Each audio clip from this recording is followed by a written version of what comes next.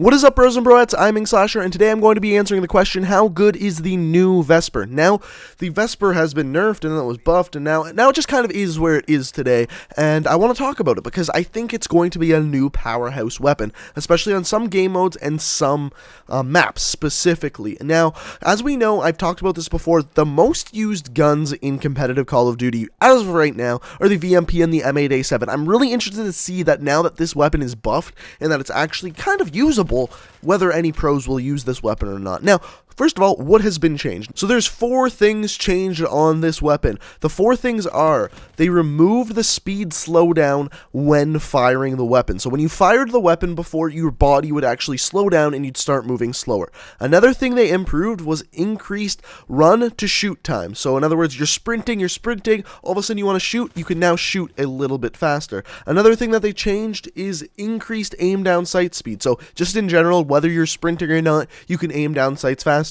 And finally, increased stability, less recoil. Yes, less recoil. There's so much less recoil than before, and that is really going to be the main thing we talk about in this video. Now, what we're going to be talking about today is mainly the stats of the weapon, a best class setup, and whether or not this gun is competitive with guns like the VMP and the M8 that the pros use so much. So starting off, let's go ahead and talk about stats. So this gun deals 30 damage up close, 22 at mid-range, and 19 at long range. That has never changed. It has always been like that, and that's actually an extremely, and the lowest damage profile in the entire SMG class. Now, the difference is that the Vesper has an insane fire rate. There's no other way of saying it. The fire rate is 1200 RPM, and that is the fastest fire rate for a fully automatic weapon in this game. It's an insane fire rate, and you can feel it as soon as you use this weapon. This gun is like the difference between going out on a regular night on the town and just throwing up a little bit after having a bit too much to drink,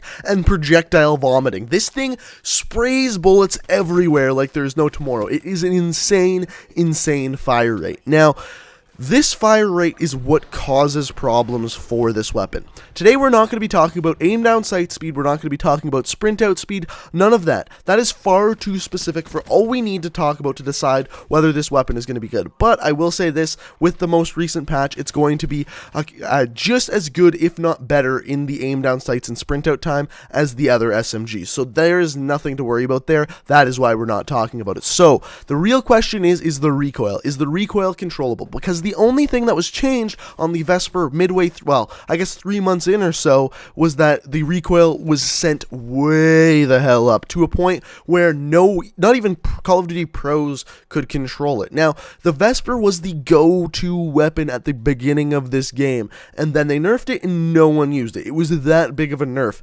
And now I've started using this thing, and I've heard in my streams, they're like, how are you using the Vesper like that? And I'm like, there was a big patch, and they're like, is it really that big of a difference? And there's 2 ways to look at this, because it is a big difference, but I think it's changed in a different way. First of all, I think it's the center speed that they improved incredibly, because it seems like there's still a lot of recoil there, but it resets super quickly to the middle of the screen so that you can aim very, very easily. So there's that I've realized, and that the grip makes the most ridiculous difference in the world. As soon as I put grip on this thing, the range that I could kill people in like tripled, maybe 4 times as far as I could kill people. Now, the problems I had with this weapon was that, first of all, I could rarely ever pick off someone behind a cover. If they were in a head glitch or anything like that, I could not kill them with this gun because it's not accurate enough to pick off someone's head on command. Maybe pros can do it, I couldn't. Whenever someone was behind cover, I would just shit the bed. Thing number 2, I died a lot using this weapon, but I also killed a lot of people using this weapon for 2 reasons. First of all, this gun melts people, and generally speaking, you're going to need to be in close quarters to use this weapon. So you're always going to be up in their face, killing them. Now, this means 2 things. First of all, you're going to take more damage because you're up close and personal. So that means every successive gunfight that you're going to get into over and over and over again, you are going to take more and more damage till the point that you die. So you kind of have to know that point where to back off, kind of let your health regenerate, then go in and keep fighting again. And 2, this gun has an incredibly small clip. Well, actually, it's not the size of the clip because it's only 30 rounds, which is the same as most assault rifles. It's that the fire rate is so fast that you burn through this thing incredibly quickly. Like, it's sometimes hard to get 2 kills with this clip, but it's doable, but it's difficult. And then when you run into like 3 or 4 people, it's just not going to get done. You just don't have enough bullets in that clip. So unfortunately for that, it's very, very bad when you run into multiple people at one time. So you need to use something like extended mags or fast mags, one of the two. They both help out extremely, and we're going to get to that when we talk about the best class setup. And the one other problem I have is that the fire rate causes problems when trying to like pick off one person at a distance. So it kind of screws with the distance, but that has to do with the recoil. We've already kind of talked about that.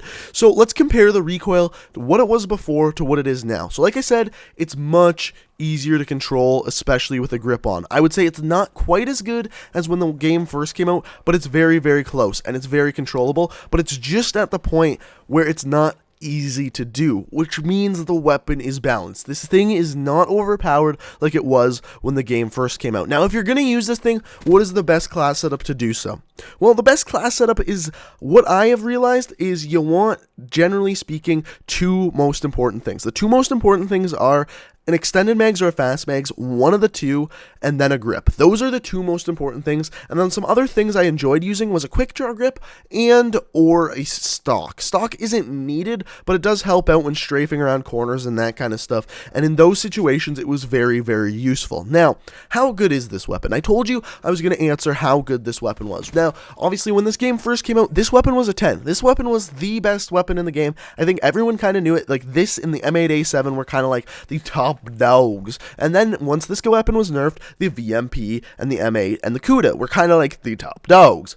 And now I'm wondering if this is the top dog. And we talked about it over and over and over again in the last stream that I did on Twitch, which you can check out, link in the description if you want to, but that's beside the point. We talked about this so much, whether this weapon was a top tier weapon, and we decided that it wasn't quite a top tier weapon for a couple reasons. First of all, it's very hard to stay alive for a long period of time, whereas if you use weapons like the Kuda, KN-44, VMP, any of the like best weapon, Dingo, like the main weapons in the game that people really enjoy using, you can go on tears and kill streaks, and it's not that you can't do that with this gun, it's just more difficult to, because you have to be so close to people. There is no situation where you're going to outgun someone across the map with this gun, whereas if you look at the Kuda, the VMP, the M8, the KN-44, the Dingo, you can kill people at short range, medium range, and long range. So it's not quite a top tier weapon, but out of 10, I would probably give this weapon either an 8 or a 7.5, somewhere around in there, because there's still a lot of recoil,